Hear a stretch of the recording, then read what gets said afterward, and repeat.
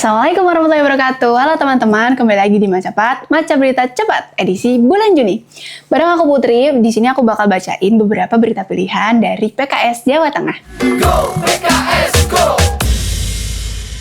Berita yang pertama dan utama nih dari PKS adalah PKS telah resmi menetapkan nahkoda baru Ketua Majelis Syuro dan juga Presiden PKS untuk periode 2025 hingga 2030. Penetapan ini menandai babak baru kepemimpinan PKS di tingkat nasional. Ketua DPP PKS Jawa Tengah Muhammad Afif menjelaskan, musyawarah yang dilaksanakan pada Selasa hingga Rabu tanggal 3-4 Juni 2025 kemarin menetapkan secara musyawarah dan mufakat Haji Muhammad Sohibul Iman PhD sebagai Ketua Majelis Syuro PKS dan Dr. Haji Al-Muzamil Yusuf sebagai Presiden PKS periode 2025 hingga 2030. Ketua DPP PKS Jawa Tengah Muhammad Afif berharap kepengurusan baru ini dapat membawa PKS ke tingkat yang lebih tinggi, baik dalam kontribusi bagi bangsa dan juga dalam pelayanan kepada masyarakat. Berikut susunan anggota Dewan Pengurus tingkat pusat masa bakti 2025 hingga 2030 berdasarkan hasil musyawarah ke-1 Majelis Syuro PKS. Berita yang kedua, bahagianya berkurban ala PKS Jawa Tengah,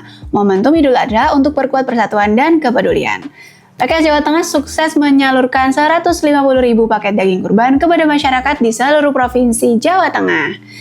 Nah, kegiatan ini dilaksanakan kemarin tanggal 7 Juni, hari Sabtu, tahun 2025. Kegiatan ini merupakan bagian dari agenda nasional dari PKS yang bertema bahagianya berkurban. Ketua DPP PKS Jawa Tengah Muhammad Afif menyatakan bahwa momen Idul Adha ini menjadi pengingat untuk meneladani kisah Nabi Ibrahim alaihissalam dan meneguhkan komitmen PKS dalam melayani masyarakat. Nah, Afif juga menambahkan kegiatan kurban serentak ini menunjukkan komitmen PKS untuk berbagi kebahagiaan dengan seluruh masyarakat, khususnya mereka-mereka yang membutuhkan. Kegiatan ini dilaksanakan di puluhan titik yang tersebar di seluruh Jawa Tengah.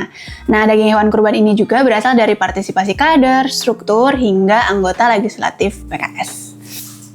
Berita yang ketiga ini dari anggota legislatif PKS, anggota Komisi 12 DPR RI Dapil Jawa Tengah Muhammad Haris mengapresiasi keputusan Presiden Prabowo untuk mencabut izin 4 perusahaan tambang di Raja Ampat, Papua Barat Daya. Hal ini disampaikan Pak Haris dalam keterangan pers pada hari Senin tanggal 10 Juni 2025. Menurut Haris, langkah Presiden ini menunjukkan keberpihakan pemerintah terhadap kelestarian lingkungan dan masa depan ekosistem laut Indonesia yang bernilai strategis. Ia juga menegaskan bahwa Raja Ampat adalah kawasan konservasi laut yang tidak boleh dikorbankan demi kepentingan investasi yang merusak. Pak Haris juga mendorong pemerintah untuk segera menindaklanjuti pencabutan izin dengan pemulihan lingkungan dan pemberdayaan masyarakat lokal, misalnya melalui program ekonomi hijau seperti ekowisata. Pak Haris juga meminta pemerintah memperkuat pengawasan agar tidak ada lagi izin yang terbit bagi pertambangan di area konservasi. Ia juga menegaskan bahwa DPR akan benar-benar mengawal isu ini. Berita selanjutnya dari anggota Komisi A DPRD Provinsi Jawa Tengah Bapak Tugiman tentang peningkatan kualitas pengawasan pelaksanaan Perda.